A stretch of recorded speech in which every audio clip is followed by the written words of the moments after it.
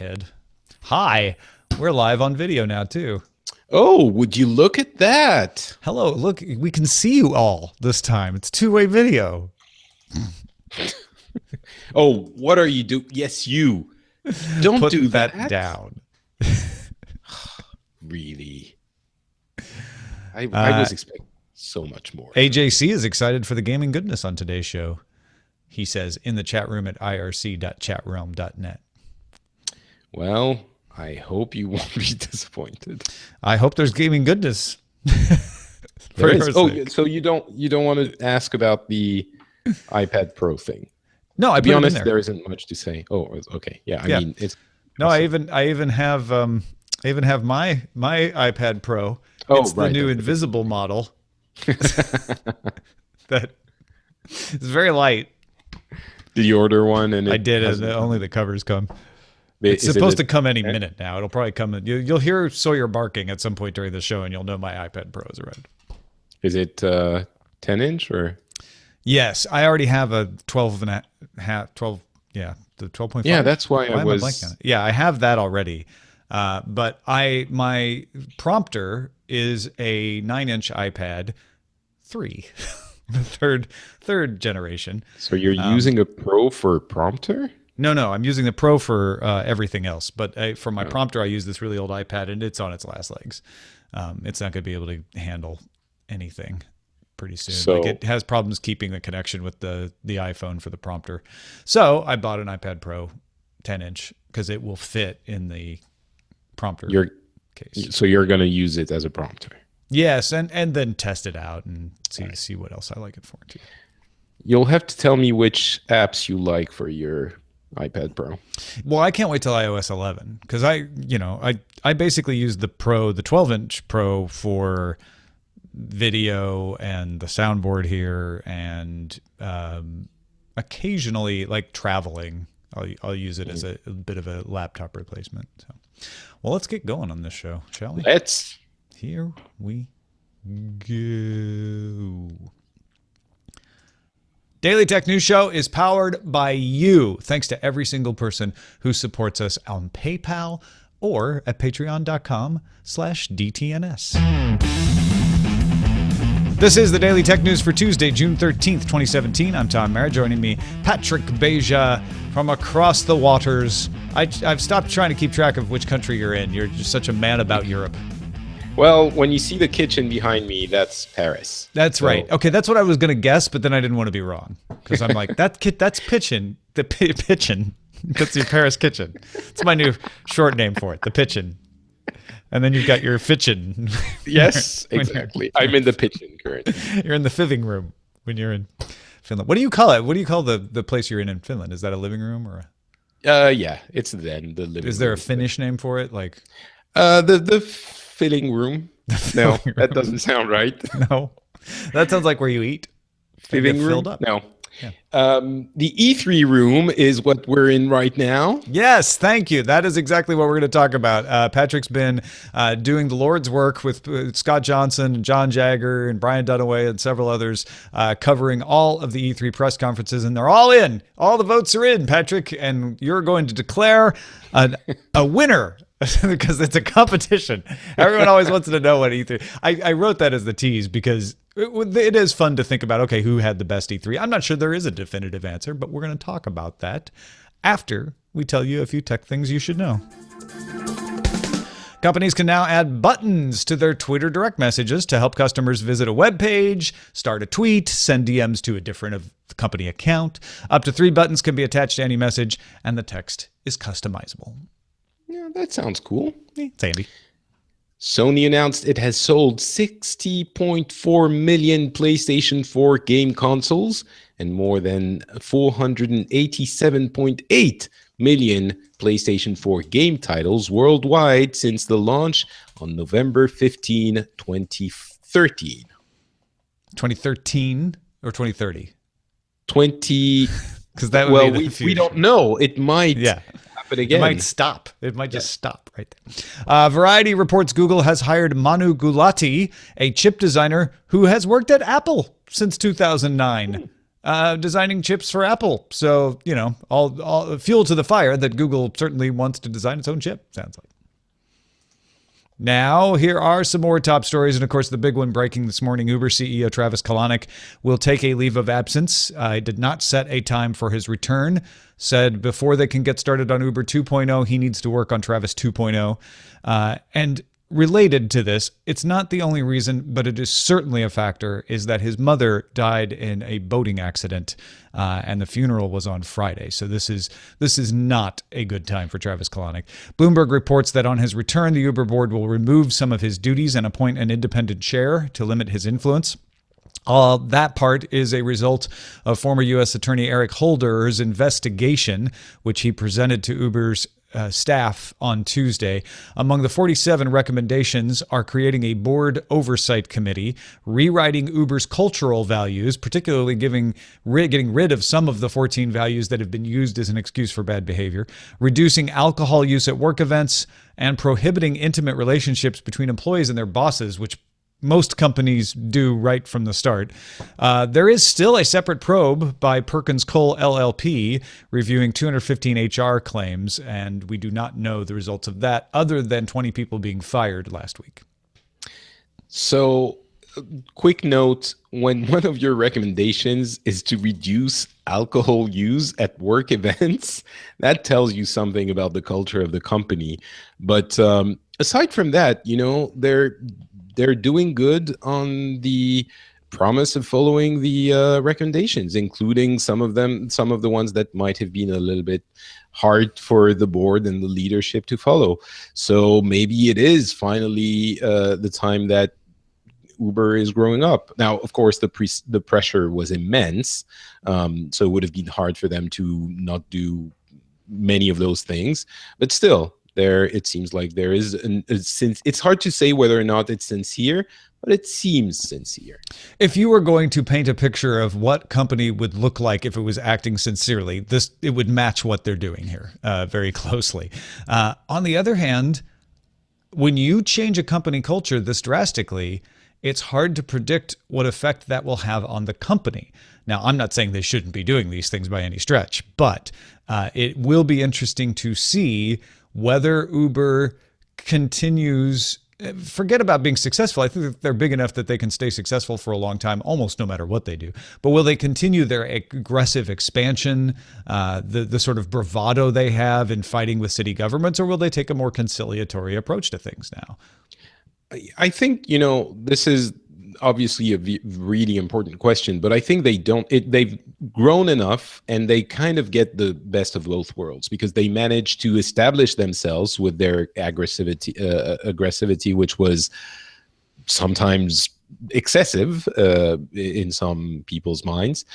And now they're established. And so I don't think they need to be quite as aggressive. And certainly they shouldn't stop, trying to expand and trying to grow, but they don't need that jolt that the initial attitude provided them with. So yeah, I may be think true. it's appropriate. As one Uber era ends, another era ending as well. Verizon announced it has closed its acquisition of Yahoo, which it will combine with AOL into a subsidiary called Oath, led by AOL CEO Tim Armstrong. Yahoo CEO Marissa Mayer has resigned. This is really the end of an era.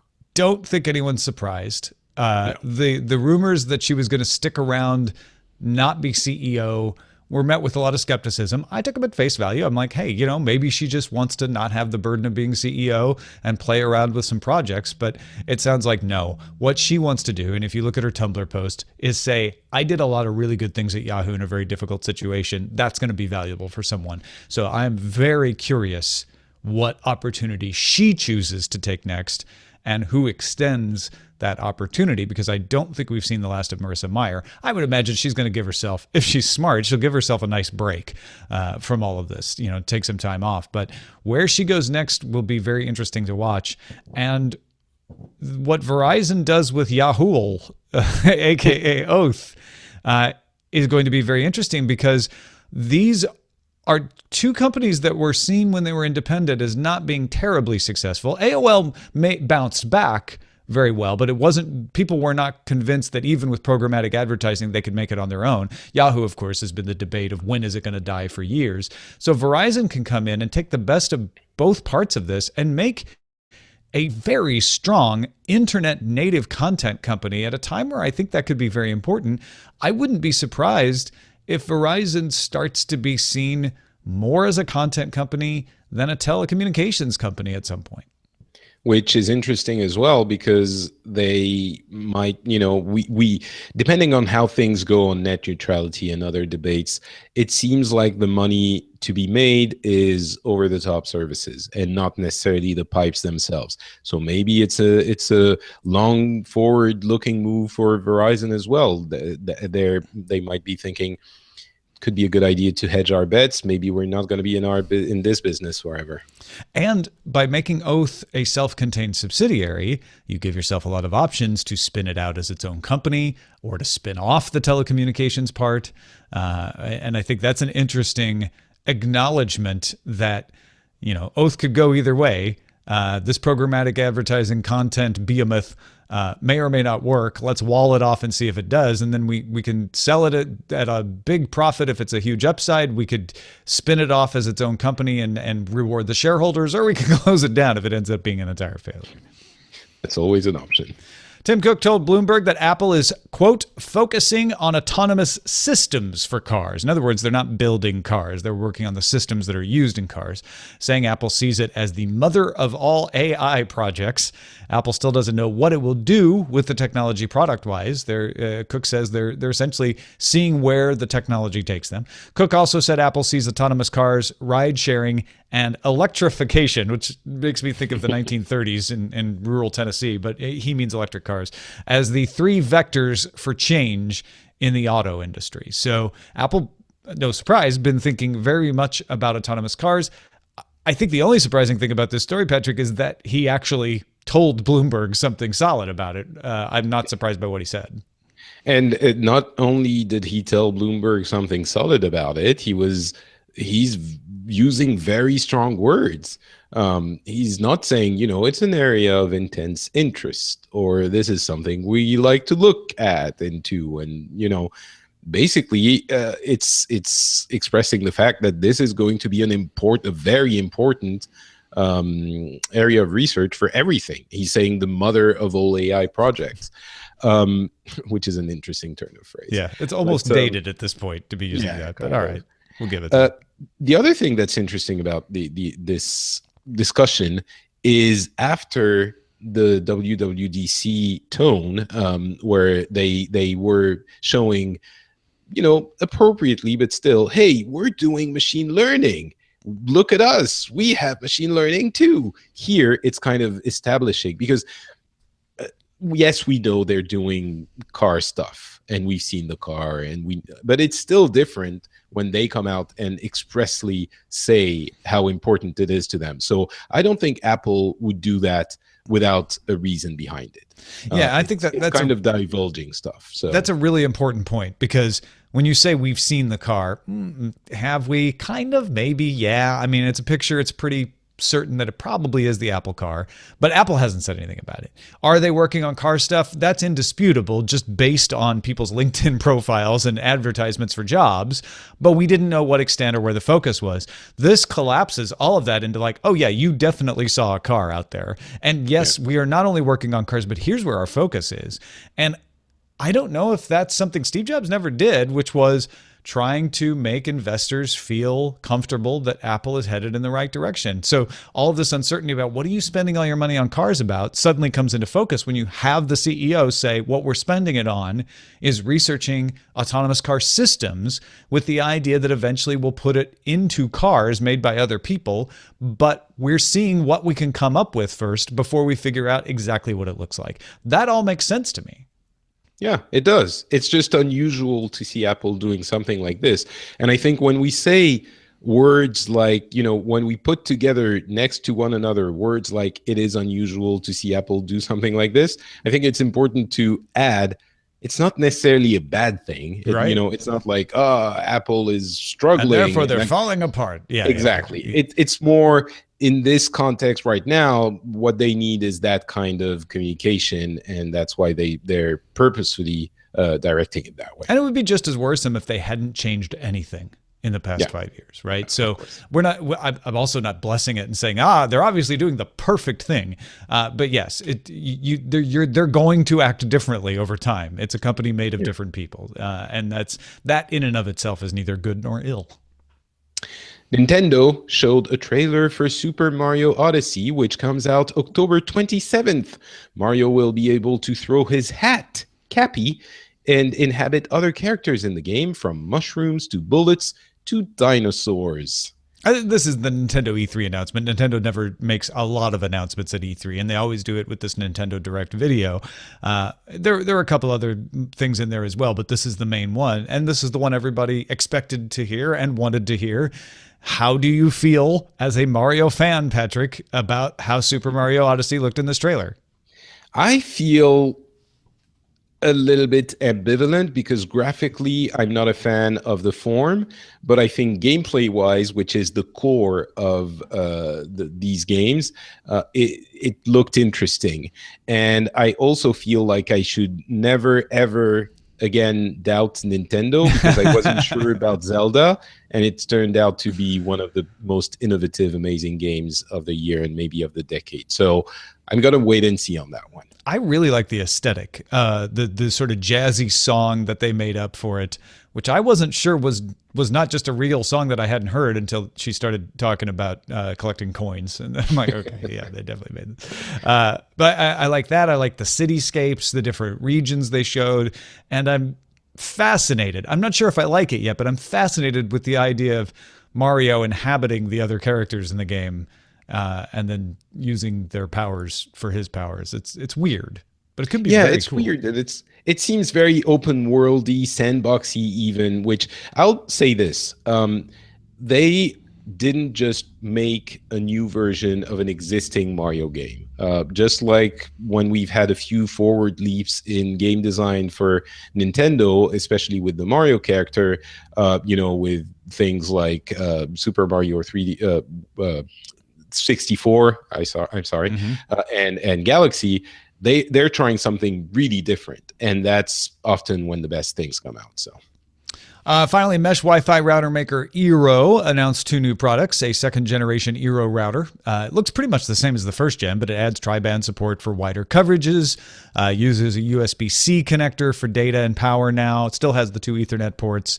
There's some better thermal management, stuff like that. An entirely new product they announced is the Eero Beacon, which plugs into a wall outlet. And has a programmable night light that you can either turn off altogether, which is probably what I would do. But if you want to use it, you can have it turn on at sunset, stuff like that. Both come with support for the Internet of Things Thread protocol. That's new. And a new subscription service called Eero Plus is being offered that actively blocks malicious websites and offers more robust parental controls, filters and things like that. That's $10 a month or $99 a year. If you want to buy just the new bundle of Eeros, they will work with the previous Eeros if you already have them. And the Beacon runs $299 bundled with one of the second gen Eeros. An Eero and 2 Beacons is $399, and they have other combinations as well, starting for pre-order today. nice. Yeah, do you mess with the mesh? Are you in need of this kind of thing? Are you? Well, my humble dwellings aren't vast enough that I need to mess with the mesh. But You don't have if upstairs, they were, downstairs, things like that. Yeah. I live in Europe, Tom. Our houses and You apartments have are multiple story apartments in Europe. I read a French novel once. They're the guarded property of rich people, of which No, Georges Perec's novel is all about poor people living in these old apartments that they're hanging on to, and some of them have stairs. well, things have changed. But if they hadn't, I would, of course, be interested in a mesh network, because I know the horrors of having. Actually, my parents used to live in a 2-story. See? Yes, And that's were true. they super rich? No. No. There you go. So good, fair enough. All right. Eero, I need a bunch of expensive mesh network routers. They Thank you. are a little bit expensive. I have to say they do work really well though. And if you do need to cover a longish space like I have here in the vast expanses of Los Angeles, they do come in handy. Hey folks, if you want to get all the tech headlines each day in about 5 minutes, subscribe to Daily Tech Headlines. You can find it as a podcast at dailytechheadlines.com, on the Anchor app where you can just flip through the stories as you're listening to them and even send calls to us. That's at anchor.fm, and on your Amazon Echo as a flash briefing. You can even just tell the Echo to add Daily Tech Headlines as a flash briefing. And that is a look at the top stories.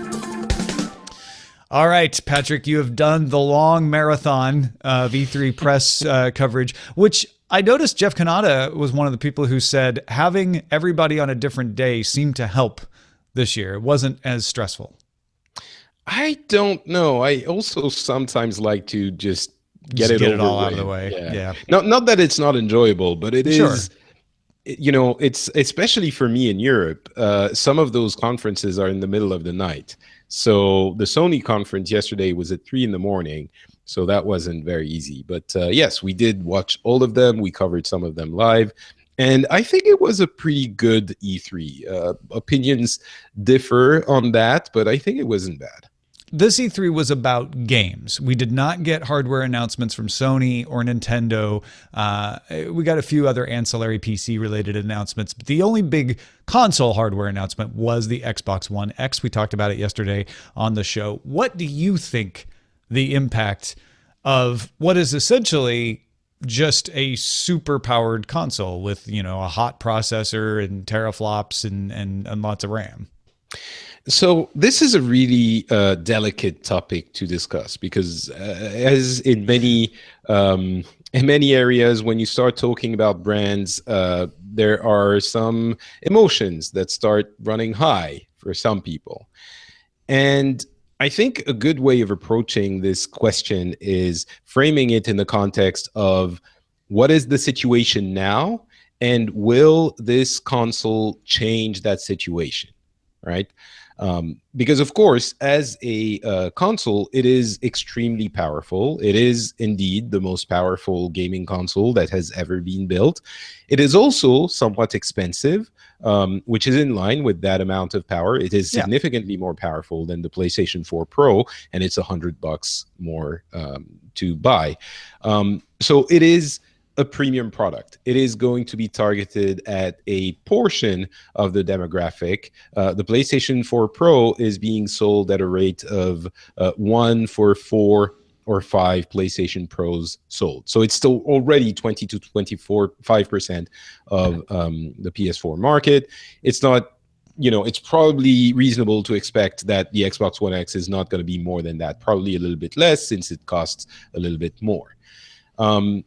So with that in mind, it seems like the Xbox One X is probably not going to be growing the market share of Microsoft in this consoles generation. They started off on the back foot, and Sony has been leaning on them during the entirety of the generation. And currently, Sony is outselling Microsoft 2-1, roughly, according to our estimates. So with that product, it's not doing a lot to expand the market share. And with the games, I think it's another issue.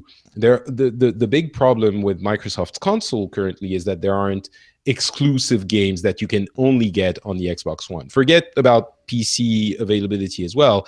Even in the cases where the games are available on PC, there aren't many that are available only on the Xbox One and not the PS4. So my assessment about that Xbox One X is that it's not going to do much. The situation is not going to change from what it was before. There aren't games that are going to motivate people to buy Xbox Ones if they weren't motivated before. Now, that doesn't mean there aren't going to be great games. It doesn't mean that the Xbox One X is not a great console. But I do think we are feeling that, quite simply, the Xbox One is not very important to Microsoft. It's important. It's there. But it feels like, and maybe that's not the case, Satya Nadella doesn't consider the gaming division and the Xbox division to be an integral part of their business, which is fair. They have other things to worry about. I don't know where you're getting that other than the fact that the Xbox One X, that Microsoft didn't do something big to try to steal back market share. I think that Microsoft values the Xbox quite a bit. And I think everyone at Microsoft would disagree with that statement. So why do you think Satya Nadella isn't interested in this? Is it because they're just not putting out the exclusive games? I think it's a big part of it. Yes. I mean, you look at the market and you see the situation where the PlayStation 4 is doing better. I mean, Sony is doing better this generation than Microsoft. And you have to decide, what are we going to do about it? Are we happy with it? Or are we just going to let it go? Or do we want to change? Of course, it's not, from one day to the next, Microsoft is going to start selling twice as many consoles as Sony. But the trend could start curving a little bit. Well, okay. I have a thought. Okay. May I? I think you could make an argument. I don't know this. You could make an argument that what Microsoft could also do wrong is react to Sony, is to come out and say, okay, push a lot of games out, and then have a lot of those games be disappointing, and actually have it blow up in their face. And if I take that fact and the fact that Satya Nadella very much sees hardware as a way to push services, that maybe this is a longer term game for Microsoft to say, look, what we want is to have really good model hardware, which is what the Xbox One X is. It's not meant to sell in high numbers. Phil Spencer even said as much to Eurogamer. Right. It's meant to show what the console can do. Push for cross-platform, where you have a lot of games coming out on PC and on Xbox. And when you're making a first-party game, only put it out, and this is, again, what Phil Spencer claims. You can believe him or not, but he claims, like, we're only going to put these first-party content out when it's really good. And that ties into Satya Nadella's approach to service and software as well, which is, let's be available across platforms. Let's not worry about exclusivity. And when we put something out, let's just make sure it's really good. Now, I don't think they're going to extend that so far as to put out games for Sony's PlayStation 4. I think that might be a little crazy, at least now. But I think this is Microsoft saying, you know what, we're not going to overreact. We're going to make really good hardware, and we're going to work on the games and put them out when they're ready. And whether what I'm proposing ends up being true will be shown by whether we start to see really good first-party games coming. And if that Xbox One X ends up hockey sticking at some point in the next couple years, once the price comes down and you realize, well, wait a minute, that's actually the machine that can run. Now that I finally have a 4K TV, that's the machine I want. Well, I disagree. I think, let's say if we start seeing incredible first-party games in 2018, then maybe at that point, I might have to eat my hat. But I mean, at some point they have to do something. But it's like, it's maybe difficult to overstate the importance of first-party games in this industry for people who don't know the industry. They make or break consoles, and it's kind of like saying, I have a hard time finding an analogy. Even it's like creating a TV channel, like doing NBC, and not creating content for it, like not producing shows. It just makes no sense. So what's happening now with Microsoft's console is concerning because they don't have first-party exclusive content. So, in practice, they have Forza, amazing racing game, but in a time where racing games are not as popular as they used to be. Crackdown 3. Which didn't turn huge amounts of heads at the show. It's interesting, but it's not a big game. And when you look at the competition, you have Sony putting out a number of exclusive games, and of course Nintendo living on its exclusive games. And that's been the case throughout the history of gaming consoles. Now, I do want to mention, it doesn't mean the Xbox One is not a good console. It is an excellent console, and it can be an absolute valid choice. It's just that when we look at the situation for the past 3 years, and when we look at the showing from Microsoft for this conference, my assessment is things aren't going to change. Well, and I think you're right. Things aren't going to get worse for Microsoft. They're not going to get better for Microsoft. And I think Microsoft is smart enough that they have another shoe that they want to drop later. The question is that a shoe anybody wants? And when will it drop? And is there really a shoe? And what kind of shoe is it? Yeah, exactly. And yeah, there are still a lot of questions. Let's talk about one of the things that Sony led with, because they have the PlayStation VR, is a section of VR games. There was VR across many of the press conferences. How did you think VR represented at E3? It was a little bit touch and go in the beginning. We were kind of thinking it might not make a big showing at all. And it didn't make a big showing, but it made a showing. Bethesda is apparently very invested in VR, which is interesting because their parent company, ZeniMax, is suing everyone that ever thought about VR. Right. But they had, versions of their games. They had Doom, Fallout 4, and Skyrim with VR implementations of different natures. And it's still, other games that are being adapted, but it's another step. We're at a moment where traditional developers start becoming comfortable enough to create VR stuff that is not just a quick experience. And we also had, as you mentioned, Sony that did carve out a portion. I don't want to say, a chunk, not a significant portion of their conference. A fifth of the hour, maybe, or less. Yeah. For VR, and they had some interesting titles to show there. So after a concerning start, it ended up being, okay, VR is still here. It's chugging along at a reasonable pace, not the incredible pace that some might have been hoping for, but it's also not faded to the point that it's already a memory like some other, gadgety things might have been in the past. Yeah, Speaking of memories, what were the memorable moments, game-wise, press conference-wise, as we wrap this up? What are your takeaways from E3, and who won? Okay, and who won? All right. So this is a difficult one. Moments, there was I think Ubisoft press conference, which was really interesting because some of you might know they are being chased by Vivendi in what might turn out to be a hostile takeover. And they are, as I mentioned in Pixels, the gaming show I did with Scott Johnson earlier today, it feels like this giant snake slowly eating at them, gulping them slowly in this inevitable fashion.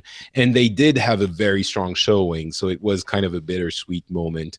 And with Shigeru Miyamoto from Nintendo showing up on stage and praising a Ubisoft developer, that was a very emotional moment. The PC gaming conference was memorable in a very not good way, but we might get into that at another point. It was a very difficult hour and a half to get through. And I guess the games, it's all about the games. And there were some really cool, interesting, surprising games. If I had to choose just one, it's Torture. But if I had to, I think I would choose, oh my God, Spider-Man. Spider-Man was pretty amazing. You guys were talking about on the stream how it was basically Arkham Asylum for Marvel. Yeah, and Arkham Asylum was the Batman game that was the first ever really good comics superhero game. And it seems like Spider-Man might do that for Marvel. It is it copies Arkham's combat system. And it is what was really great about Batman was it made you feel like you were the Batman. Like that's some of the messaging they even had in the third installment, I think. And in this one, it feels like you are being Spider-Man whizzing around and using his web and going from building to building and fighting and throwing quips here and there. And it feels dynamic and somewhat emotional, when things are falling on people in New York, he's You're doing fighting his darnest helicopters and to save everyone. And there were many interesting games in those 3 days, and I think that one took the crown for me. But that's, everyone. So there you have it, folks. Spider-Man won E3, and that's a completely acceptable outcome, I think, for everyone. Yeah. Good job, Peter Parker. If you want more, if you're still like chomping at the bit to find out more about E3 and particularly what Patrick thinks, be sure to check out Pixels or Booksels, because it's Scott's Boop show and Patrick's Pixels show combined for the E3 wrap up, and you can find that at FrenchSpin.com. Thanks to everybody who participates in our subreddit. You can submit stories and vote on them at dailytechnewsshow.reddit.com. Real quickly before we get out of here, I'm still waiting for my iPad Pro to show up. I did get the keyboard though, just to torture me. But you got yours, and what do you think for it so far? What's your early impression? Yeah, here it is, the 10-inch. It's almost as small as the 9.7-inch. It's exactly the same build quality as one can expect, but the big thing is the screen. And I'll be honest, I'm not seeing a huge difference. The 120 hertz refresh rate and the higher quality screen. When I put the two next to one another, yes, I see that it's smoother on the new Pro, but it might be the kind of thing where you kind of miss it if you lose it. But going, upgrading, it feels like, oh, okay, yeah, it's a screen, it's good.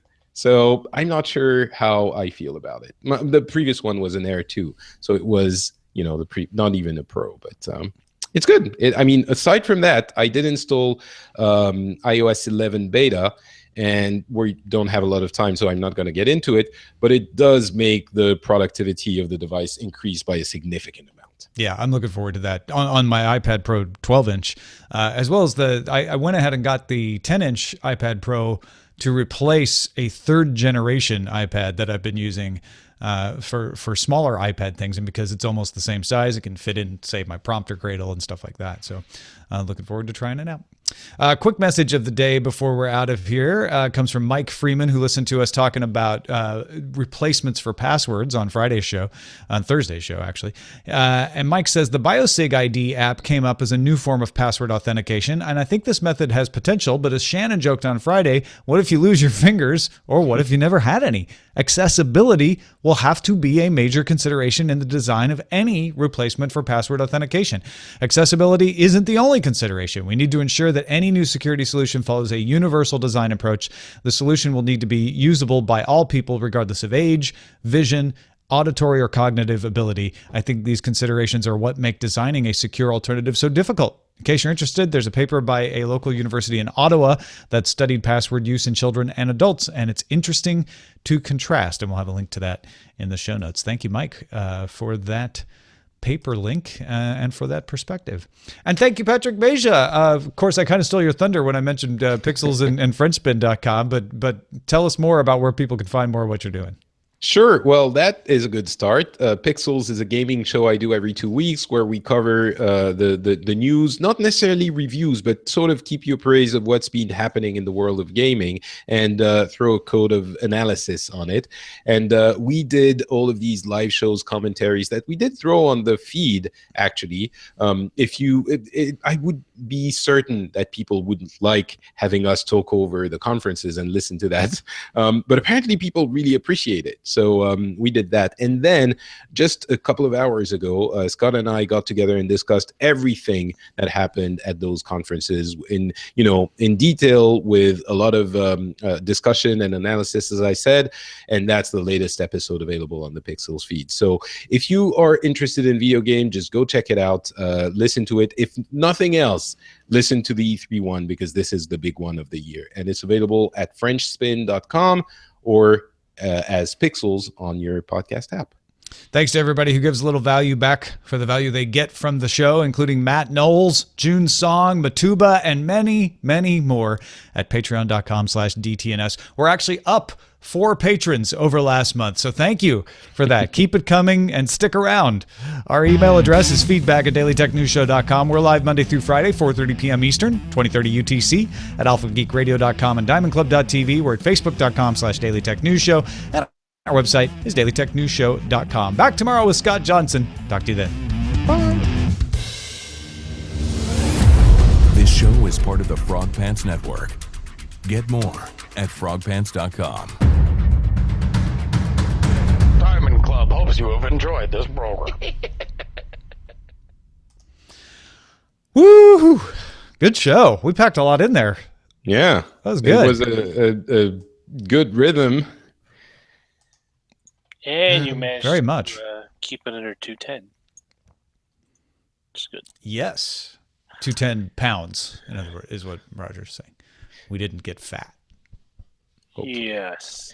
Ooh, I like this title by MJ. Patrick disagrees.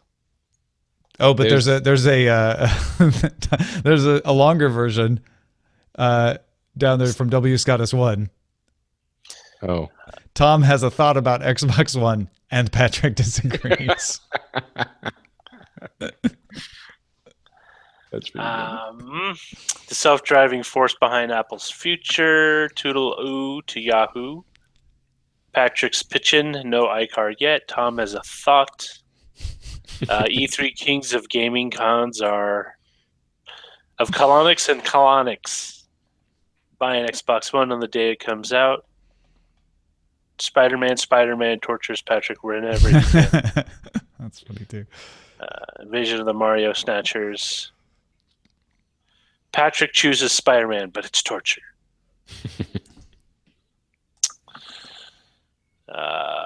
Yeah. The problem with Tom has a thought about Xbox One and Patrick disagrees it's too long. Oh, maybe Tom has a thought and Patrick disagrees. Yeah, I was just thinking the exact same thing. What if we just take out the Xbox part? Yeah. It sort of combines W. Scott is one and Zoe brings bacon and MJ. It's everyone together. I like it.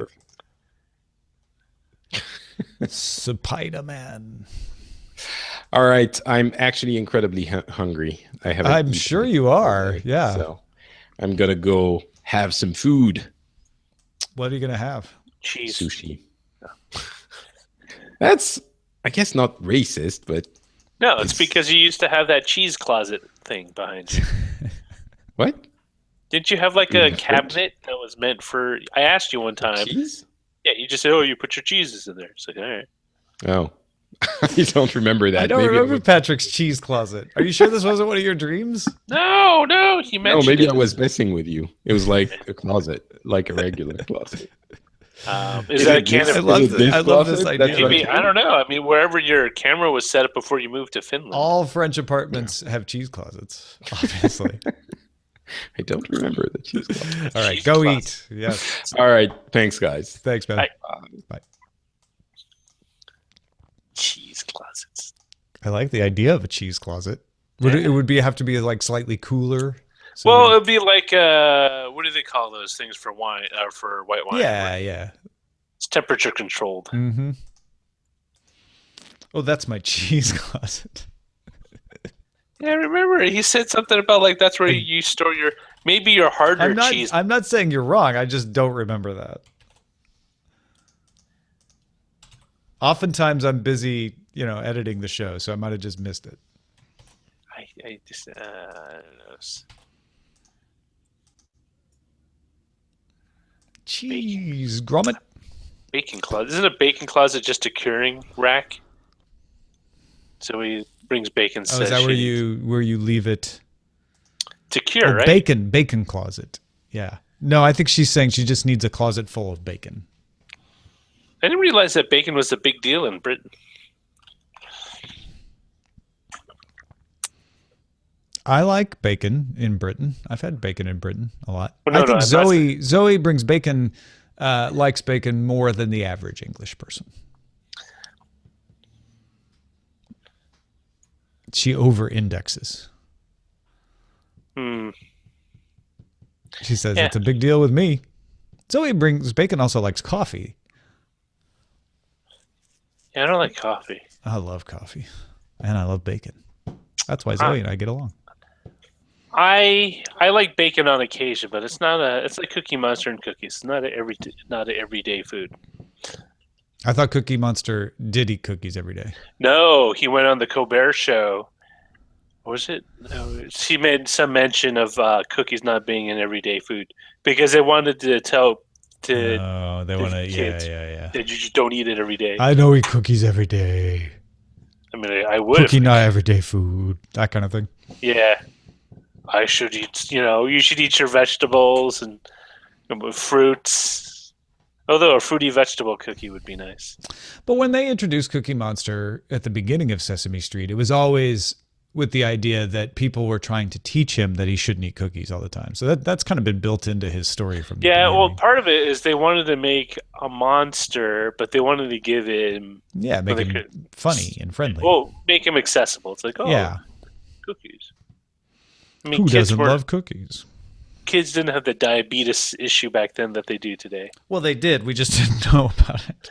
Well, not at the same rates, apparently, according to the National Institute. I'm still curious if we'll ever find out exactly what's causing that. My theory had always been that it was corn syrup somehow, because the rise in it seems to coincide with that. But that's just correlative, and there may be. It could have just been processed, just eating a higher proportion of our diet being processed foods. Well, but that's meaningless. What about processed foods is causing it, though? That's grain, carbs. I don't know.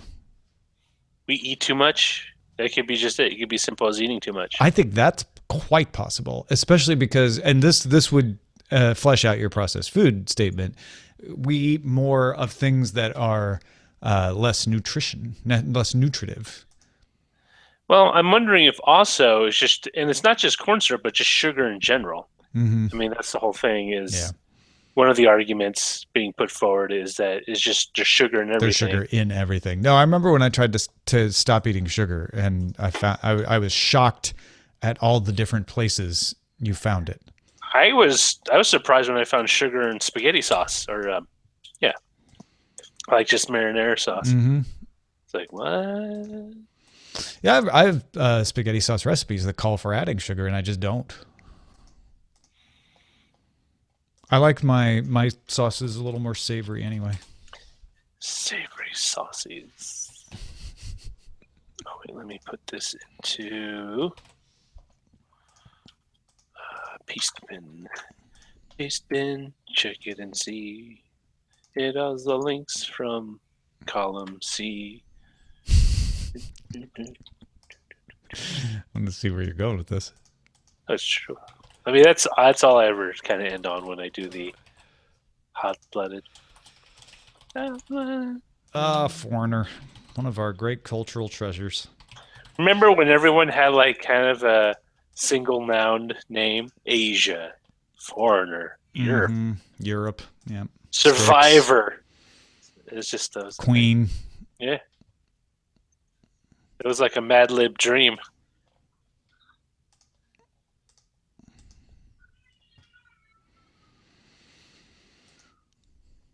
I heard Ellie just now.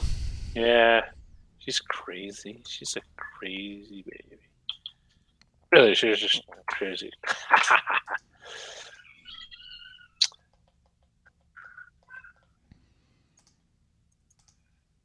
Your item is ready. Oh, did you order something? No, but I uploaded a file to archive.org. That was the item in question. SoundCloud's taking longer than usual today. You know what? I bet you it's E3. People are uploading their podcast or something. Could be. I played a game. Uploading podcast. Played a game. It was disappointing because I'm a hater. I'm excited. I hope they finish it so I can play past the title screen. Oh, there's your pastebin link. Oh. Thanks, Thanks, W. Scottus one. Very handy. Always there for you, that W. Scottus one. The good guy.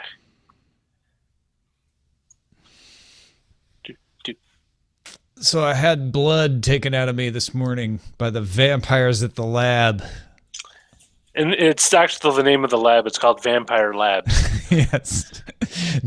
Dracula's Vampire Labs. I'm like, really? Are you sure this isn't covered? It's covered by your insurance, sir. Ha ha ha ha. Really stake it to you. The lady asked me, which arm do you want it taken out of? And I said, neither. I really don't want it taken out of either one of them. I usually say, don't take too much. I need some to live, you know. Leave me a little bit. Or you guys have insurance?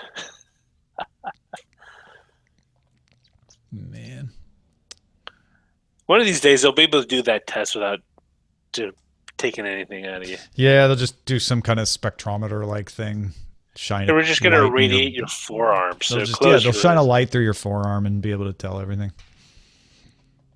Actually, I'm wondering, and it's still kind of creepy, but having nanobots constantly in your bloodstream. Yeah, just reporting. It'll be like a future fitness tracker. Like, well, yeah, because that's the ultimate preventative medicine, right? Instead of testing for something when you see a symptom, it just alerts you like, hey, your omega-3s are lower. Eat some fish today. It'd be interesting because in many ways people would be, I think, super used to it, or at least guys or people who play video games, because there's so many games where it's like you need to eat food, or you're low on this, you're low on that. You can say low on vitamin C. Kind of looking forward to that. I would like that. I wouldn't mind if they could do what they did in Futurama. Where remember Fry gets infected with those worms? Yeah. Except they make him better. They massage his muscles, making him stronger. Right. Totally improve him. That's really what I want. It's like, be your best. Beneficial parasites. Yeah, I guess you wouldn't call them parasites at that point. I mean, they're just not a teenager living at home, making a mess. Right. Well, folks, I think we're done. That is what I think. And I hope you enjoyed the show, and will tell your friends to subscribe. Subscribe. Goodbye. What are you, Dougie?